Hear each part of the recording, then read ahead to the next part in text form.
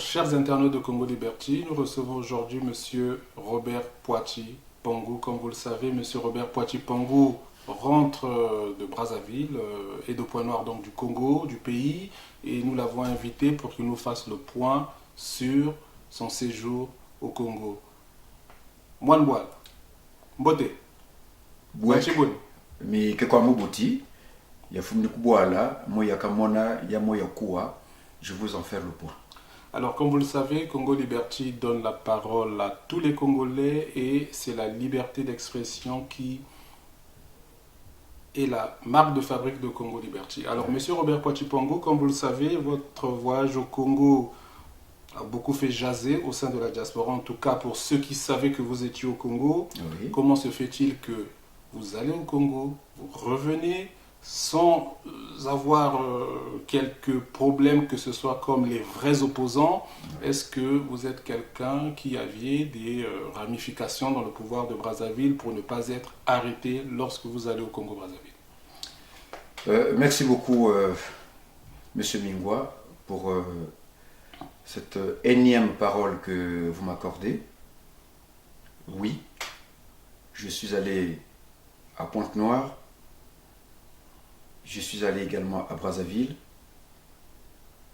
Le séjour, c'était un séjour à la fois politique et aussi et surtout rendre visite à mes parents, donc les frères laissés par mes frères et sœurs laissés par mes parents. Donc ce qui est une obligation pour moi de me rendre à Pointe-Noire parce que c'est chez moi. Et ce voyage m'a permis de me rendre compte d'une situation grave qui s'y produit. Oui, j'ai toujours dit que je suis Vili. Monsieur Denis Sassou Nguesso est Moshi. Pointe-Noire, c'est chez moi. Et que j'ai donc la liberté d'y aller et revenir quand je veux et comme je veux. Ce qui n'est pas le cas pour tout le monde. Vous savez que Oui. les personnalités congolaises avec lesquelles vous aviez à un moment donné eu les mêmes convictions, Oui. c'est M. Bunkadia sur Oui. la scission du pays, c'était ça à l'époque. Oui. Je ne sais pas si c'est toujours le cas, mais on pourra y Oui. revenir. Oui. Dès son arrivée au Congo, avait été arrêté. Et comme vous le savez, les vrais opposants au Congo sont en prison et les gens se posent quand même des questions de Oui. savoir, on va le dire, si vous êtes sous la protection, puisque vous êtes au point noir, de Mme Antoinette Sassou Nguesso. Non, la première des choses, parlant de mon frère Modeste, il n'a pas été arrêté par rapport à l'état du Sud-Congo. Son arrestation, les problèmes liés à son arrestation précèdent bien, je dis, notre contact, notre rencontre qui, effectivement, a abouti. Et je dis bien, je voudrais aussi répéter, que l'état du Sud du Congo, ce n'est pas M. Modeste Bunkadia, c'est bel et bien moi qui déclenche dès 2010, dès qu'il évoque dès 2010. Alors, on Donc, pourra y revenir, M. Robert Oui. Poachi Pangou, vous allez m'excuser, puisqu'il faut qu'on avance. Oui, De vous à moi, oui, est-ce qu'au Congo, oui. vous avez été guérisé ou est-ce qu'il y a eu une approche par rapport à ça? C'est impossible d'abord que ce genre de comportement se fasse à mon égard, parce que je ne suis pas de ce monde-là. Moi, mes parents m'ont appris à travailler et je travaille depuis mon tendre enfance. Je sais comment on gagne l'argent et c'est en travaillant qu'on gagne l'argent. Donc on ne peut pas, ma nature à moi, même si vous avez des milliards, vous ne pouvez pas m'approcher. Vous ne pouvez pas m'approcher parce que je sais comment on gagne 1 centime, comment on gagne 5 francs. Je sais comment on fait. Donc vous ne pouvez pas. Et la politique, je la fais parce que tout individu est, comme par nature, appelé à parler, à s'exprimer sur le bien-être de la société. Est-ce que vous Voilà pourquoi comprenez, je fais la politique. est-ce Oui. que vous comprenez que les gens Non, c'est se se posent des questions sur vos différents déplacements. Ce sont des questions au Congo-Brazzaville qui n'ont aucun sens. Parce que, je le répète, quand en 1990, j'ai créé le parti politique à Brazzaville, nous avons affronté les mêmes personnes. Je n'avais pas eu crainte d'exister, de vivre à Brazzaville à cette époque-là, et ce qui m'a mené jusqu'à la conférence nationale, jusqu'à la transition, où j'ai même défendu les barricades du 15 janvier 1992. Je n'ai jamais eu peur de personne, parce que je fais la politique dans un sens loyal, dans un cadre loyal, qui respecte et considère tout le monde. Donc je ne peux pas, je le répète ici, que je peux aller à Brazzaville quand je veux, comme je veux. Pourquoi? Parce que, je ne dois rien à personne, je n'injurie personne, je n'ai jamais collaboré avec personne dans le cadre d'une corruption, je n'ai jamais fait ça. Voilà pourquoi, effectivement, mais je pense même, M. Mingwa, il est aussi temps qu'on se pose les questions de savoir pourquoi Robert Poiti Pangou, il va et il revient sans qu'il y ait un problème, et que d'autres, entre guillemets, il y en a qui ne peuvent ne plus aller, il y en a qui quand ils partent, mais il y a des problèmes donc. Pourquoi moi j'y vais? Mais les vrais opposants sont en prison et les vrais opposants sont arrêtés lorsqu'ils arrivent à Brazzaville. Non, et c'est vous qui utilisez le terme vrai opposant ou faux opposant. Moi je peux vous dire aujourd'hui que, allez, de ce que j'ai vu à Brazzaville et à Pointe-Noire, je peux vous dire, de ce qui se passe de plus grave, je ne veux pas perdre du temps à parler de on ceux va y qui revenir, sont... mais la dernière question à ce sujet, dites-moi. On sait bien que vous avez été proche de feu Bernard Kolela, le Nkumbinzila. Oui. Vous avez connaissez ses enfants. Oui. Certains disent que vous êtes protégé à Brazzaville par Parfait Kolela et Landry Kolela. Est-ce que vous les avez rencontrés? D'abord, si j'étais protégé par ces deux frères-là, je les aurais rencontrés quand je suis allé à Brazzaville. Mais quel était l'intérêt pour moi de les rencontrer? S'il n'y avait aucun intérêt, il n'y avait aucun sens. Voilà, donc je suis allé, moi ma mission, mon séjour à Pointe-Noire, j'ai rencontré des gens pour lesquels je suis allé. Je les ai rencontrés. Alors, on va parler donc de votre séjour, en tout cas de votre séjour, déjà de la situation qui prévaut au Congo-Brazzaville. Déjà sur le plan social, sur le plan économique, on dit que la ville de Pointe-Noire est une ville sinistrée.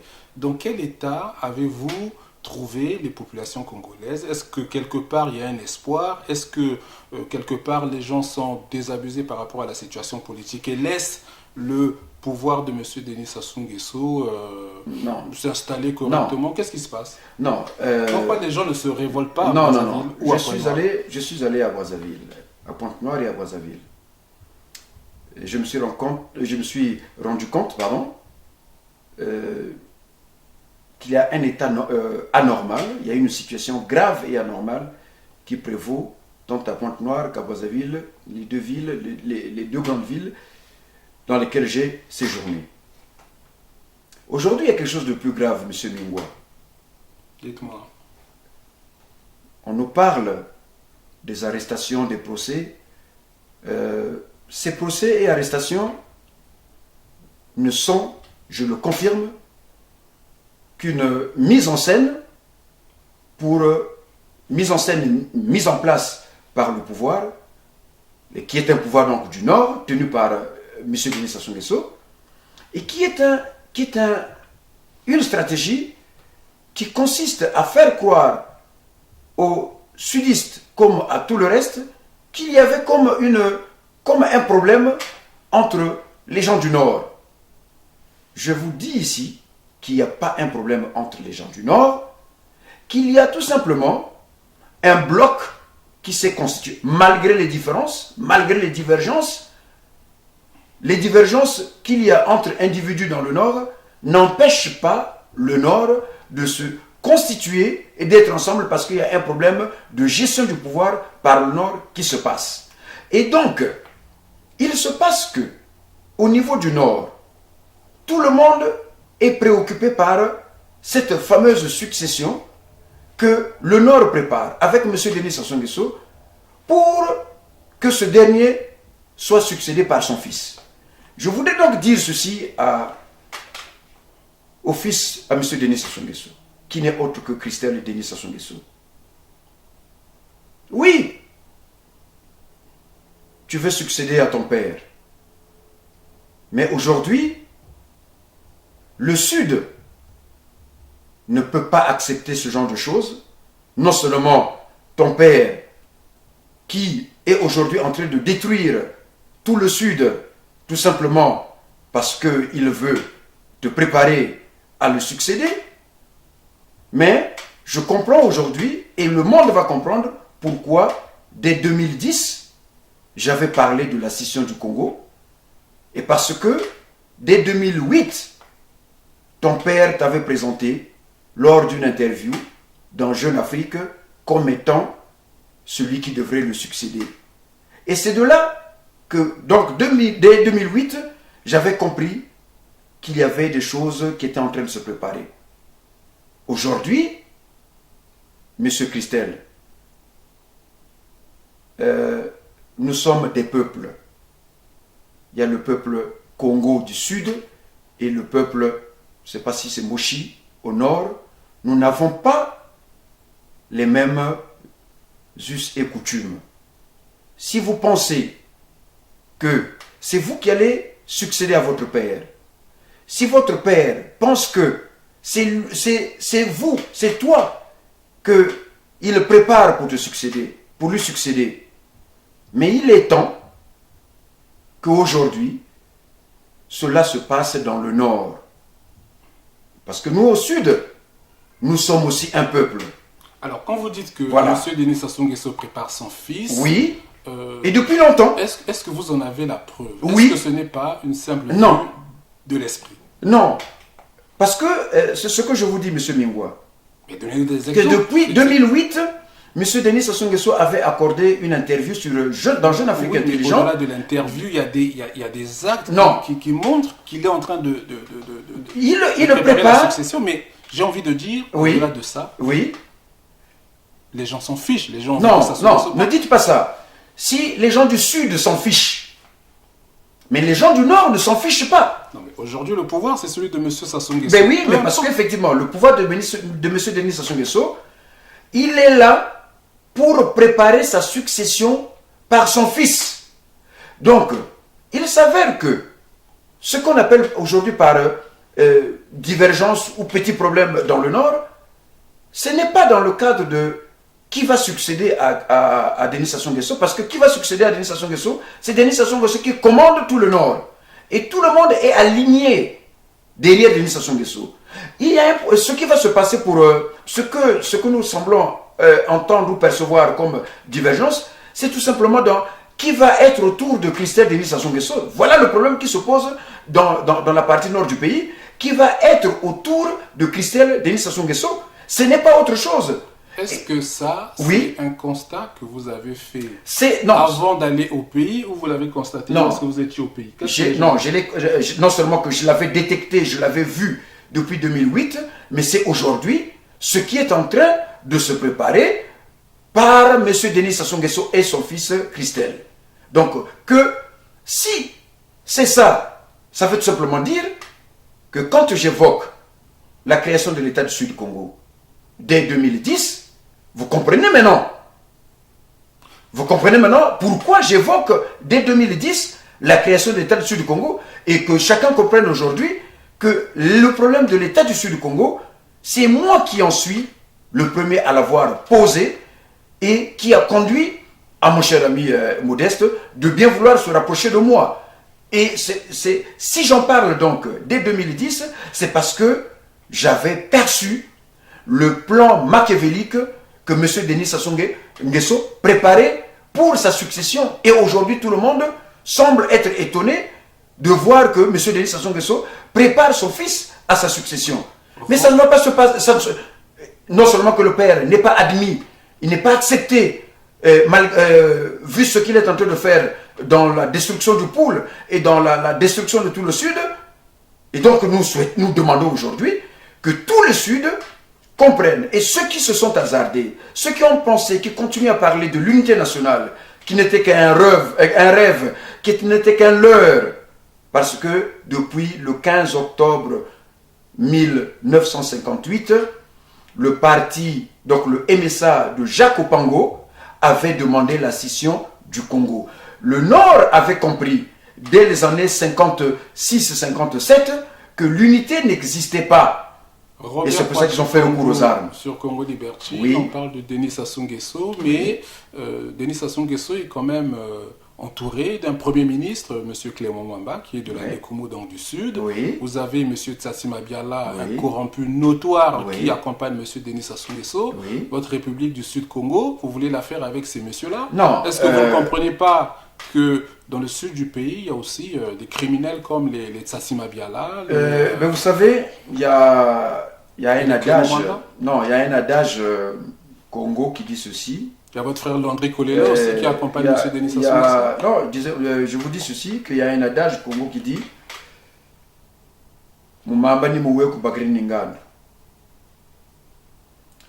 quand vous êtes dans l'eau et que le caïman vous a attrapé, il ne faut pas trop se remuer parce que le caïman va vous emmener dans les profondeurs. Ce qui se passe quand vous me citez Clément Mwamba, quand vous me citez Pascal Tsatsima Biala, j'en citerai d'autres, comme le fils Chister, Jean-Marc, les fils Pascal Issouba et d'autres cadres politiques et militaires du Sud. Tous ces gens-là, toutes ces personnalités, qu'est-ce qui se passe? C'est que ils comprennent aussi qu'ils sont comme dans un engrenage. Mais l'engrenage les amène où? À la préparation, à la succession de M. Denis Sassou Nguesso par son fils Christelle, qui s'y prépare depuis des années. Monsieur Christelle Denis Sassou Nguesso, selon Monsieur Robert Poitier Pongo, se prépare à la succession de son père. Mais pour terminer sur ce volet-là, ça fait quand même des années que vous parlez de la scission du pays, vous parlez du Sud-Congo. Est-ce qu'il y a que, vous allez m'excuser de dire ça, est-ce qu'il y a que les imbéciles qui ne changent pas? Je vous dis ça pourquoi? Parce que vous aviez avec M. Bunkadia... Non, ne me parlez pas de Bunkadia. Attendez. Non, je ne veux pas revenir m'attarder sur M. Modeste Bunkadia. Vous aviez, donc, vous allez me dire si c'est le mot exact, fait une charte sur la création du Sud-Congo. Et M. Bunkadia, depuis, a changé d'avis. Il s'est quand même rendu compte que c'était une idée qui n'en menait nulle part. Pourquoi vous ne changez pas? Pourquoi vous insistez toujours sur cette histoire? Il faut être constant sur le constat. Il faut être constant sur le constat. Dès 2008, en ce qui me concerne, j'avais compris ce que M. Denis Sassou Nguesso préparait. Et c'est ce qui, aujourd'hui, est en train de se faire voir. Même si aujourd'hui les gens disent qu'ils ne veulent pas que Christelle succède à son père, mais non, c'est que c'est le plan de tout le Nord qui est uni derrière M. Denis Sassou Nguesso sur son plan de se faire succéder par son fils, et que les divergences qu'il y a au Nord, ce n'est pas par rapport à Christelle qui va succéder à son père, mais tout simplement dans les différentes fonctions que les uns et les autres vont occuper. Quant à l'État du Sud-Congo, c'est une situation qui est inévitable. Pourquoi inévitable? Parce que aujourd'hui, les gens sont en train de se réveiller. Maintenant, c'est maintenant que les gens se réveillent. Diabon, Denis Sassou Nguesso prépare son fils pour le succéder, alors que nous l'avons accompagné, nous l'avons assisté, nous avons travaillé avec lui. Mais oui, c'est ça, M. Denis Sassou Nguesso. que ceux qui l'ont accompagné, que ceux qui ont pensé que l'unité nationale était là, alors qu'on sait bien qu'il y a des cadres, des grands cadres du Sud, qui auraient pu prétendre à la succession de Denis Sassou Nguesso, mais M. Denis Sassou Nguesso les a roulés en farine, les a conduits en bateau, a rassuré les uns les autres que quand je partirai un jour, vous me succéderez. Et aujourd'hui, qu'est-ce qui se passe? Tout le Nord est uni autour de M. Denis Sassou Nguesso pour préparer sa succession par Christian Denis Sassou Nguesso. C'est le point essentiel, donc, qui dit même que, et c'est pour cela que tout le pool a été détruit, parce que n'oublions pas que Brazzaville est aujourd'hui dans le pool, et le point où le soulèvement pouvait s'opérer facilement, c'est Brazzaville et le pool. Et bien il fallait donc massacrer les Laris, tuer les Laris, et en ce moment-là, ben, si révolte il y aura ce jour-là, quand on va apprendre, quand vous aurez pu attendre que Christelle qui remplace son père, il y a un congrès qui arrive. On nous dit qu'il y a un congrès du PCT qui arrive. Mais tout se prépare. Et c'est pour cela que si M. Christelle pense, comme M. Denis Sassou Nguesso, de succéder à son père, non. Moi, fils du Kouilou, fils de Luango, on ne peut pas se permettre ce genre de choses. Nous ne l'acceptons pas et nous ne l'accepterons jamais. Et d'abord, M. Denis Sassou Nguesso, les sages du royaume de Luango, lui avaient déjà fait savoir qu'il n'était pas de bonne humeur, il n'était pas question de le recevoir là-bas. Robert Poachi Pongo sur Congo Liberty, vous revenez du pays, vous venez de parler de la région du Poul. Oui. Qu'en est-il? Il y a eu des accords de cessez-le-feu entre le pasteur Ntoumi et le gouvernement de M. Denis Sassou Nguesso. Oui. Vous étiez sur place. Oui. Est-ce que vous avez, sans être allé dans le Poul, j'imagine, Oui. des informations sur la suite politique de ces accords-là? Et est-ce que l'armée de M. Denis Sassou Nguesso est toujours dans le Poul? L'armée de M. Denis Sassou Nguesso est toujours dans le Poul. J'avais toujours dit que M. Ntoumi était quelqu'un qui a travaillé et qui travaille en relation avec M. Denis Sassou Nguesso. Nombreux n'avaient jamais cru. Nombreux ne le comprenaient pas. Nombreux ne le croyaient pas. Mais aujourd'hui à Brazzaville et à Pointe-Noire, tout le monde le confirme que finalement, Ntoumi était quelqu'un qui avait des liens et des relations avec M. Denis Sassou Nguesso. Aujourd'hui à Brazzaville, tout le monde le dit. Aujourd'hui à Pointe-Noire, tout le monde le dit. Et pourquoi pas en Europe? Tout le monde l'accepte maintenant et conclut que M. Ntoumi n'a servi que pour détruire et massacrer les Laris dans le Poul. Les militaires de Denis Sassou Nguesso sont toujours dans le Poul, mais le plus grand danger c'est quoi?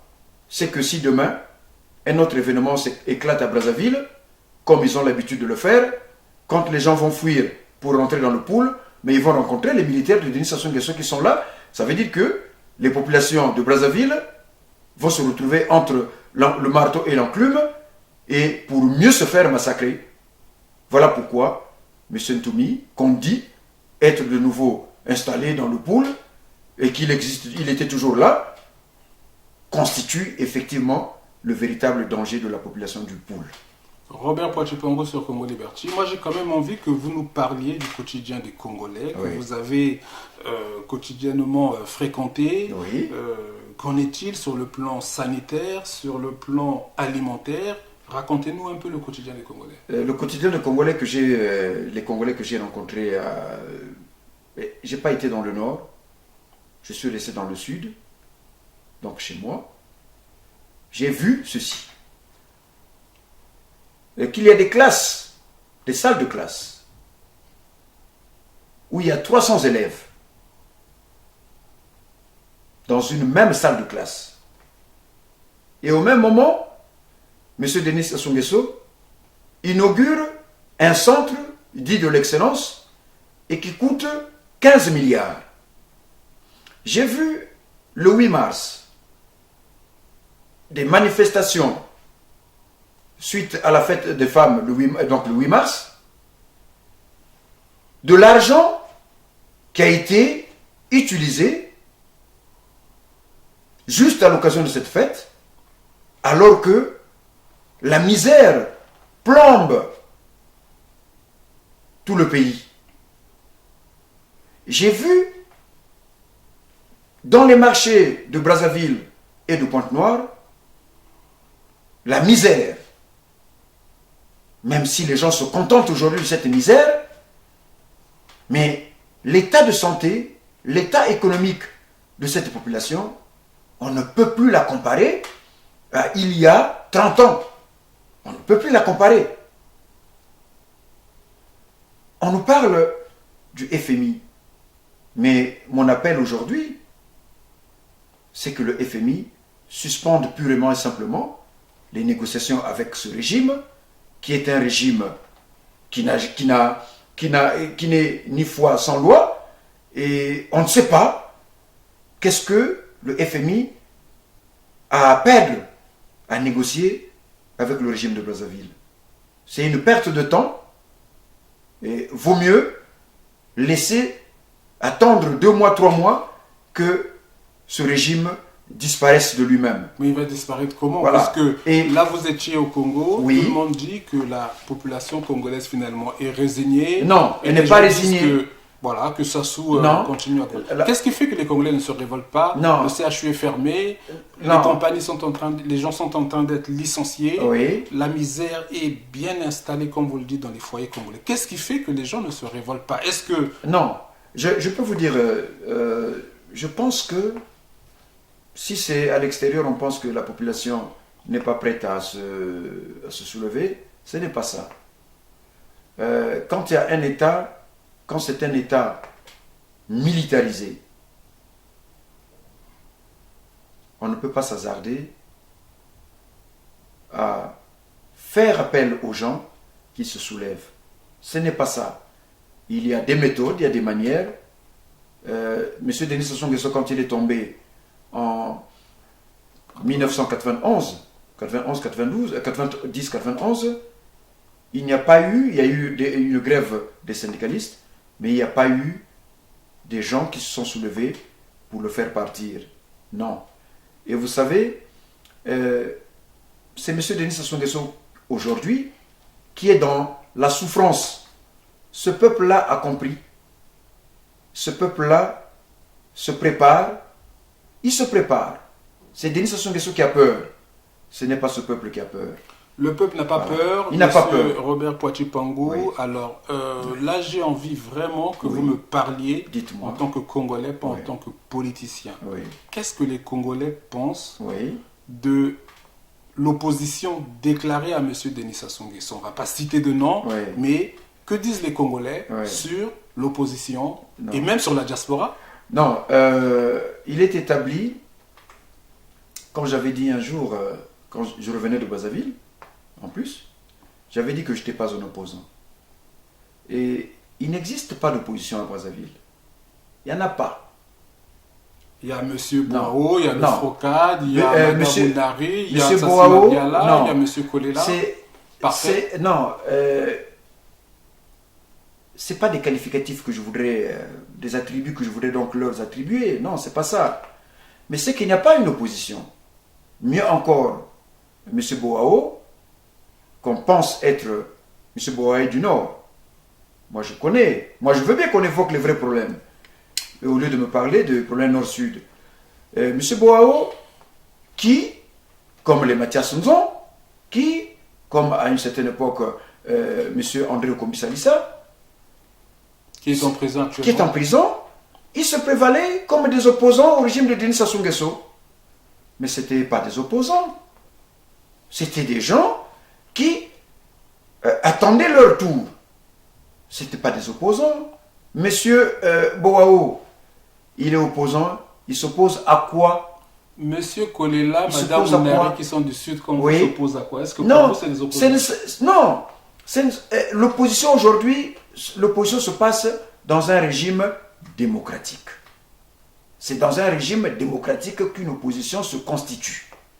Le statut d'opposant, c'est dans le régime démocratique. Qu'est-ce que les Congolais pensent de l'opposition? Il n'y a pas opposition. Qu'est-ce que les Congolais pensent des personnalités comme Boao, Mounari? Non, ils les considèrent tous comme étant des gens qui s'expriment, mais sans se constituer comme tels. On ne les considère pas comme des opposants parce qu'ils ont fini par comprendre que ce n'est pas des opposants, c'est des gens qui peuvent et qui veulent bien s'exprimer. L'opposition, dans un cadre de régime dictatorial, non, c'est pas ça. Robert Poitiers, c'est pas ça. Sur Congo Liberty. Voilà, et c'est pour ça que j'ai toujours dit que je ne suis pas un opposant, mais j'ai un caractère de celui qui dit que le pays ne peut pas continuer à vivre dans cette situation, comme c'est une situation qui date des années, depuis des années que cette situation elle est là. La situation, c'est une situation du problème du pouvoir entre le nord et le sud. Et comme on ne peut pas s'entendre, finalement, la preuve est là qu'aujourd'hui, on apprend, et tout le monde semble le savoir maintenant, que M. Denis Sassou Nguesso prépare son fils pour le succéder afin de conserver le pouvoir au nord.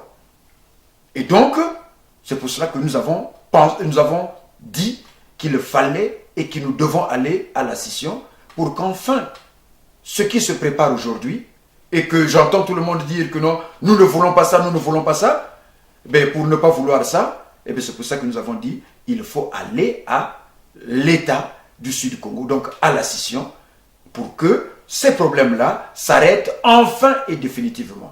Robert Poitiers Pongou, nous arrivons au terme de notre émission. Est-ce que vous avez quelque chose à rajouter? Oui, je voudrais me résumer en disant ceci, que je dis à M. Christelle Denis Sassou Nguesso que s'il veut du pouvoir, Oyo, c'est chez lui. Il va aller commander dans Oyo et le nord. Mais au sud, nous avons compris que ceux qui ont travaillé, même les sudistes qui ont travaillé avec M. Denis Sassou Nguesso, ils se rendent compte que M. Denis Sassou Nguesso les a roulés dans la farine, car ils ont été utilisés pour préparer sa succession par son fils. Voilà donc le grand problème, et voilà pourquoi nous avons pensé, il y a 2 ans, 3 ans, que l'État du Sud du Congo est une évidence et qu'il fallait y aller. Et c'est moi qui suis le porteur principal de cette situation de l'État du Sud du Congo. On va y arriver. Robert Poitiers Pongou, c'était Robert Poitiers Pongou sur Congo Liberty. Nous vous remercions de nous avoir fait l'exclusivité de vos propos suite à votre retour du Congo-Brazzaville, votre pays d'origine. Oui. On vous remercie. Et puis, comme vous savez, vous êtes chez vous, même si beaucoup vont à l'encontre de vos idées. Mais sur Congo Liberty, chacun a le droit d'exprimer ses opinions. Et nous vous remercions. Nous vous inviterons de nouveau très prochainement sur Congo Liberty. Merci beaucoup, M. Mingwa.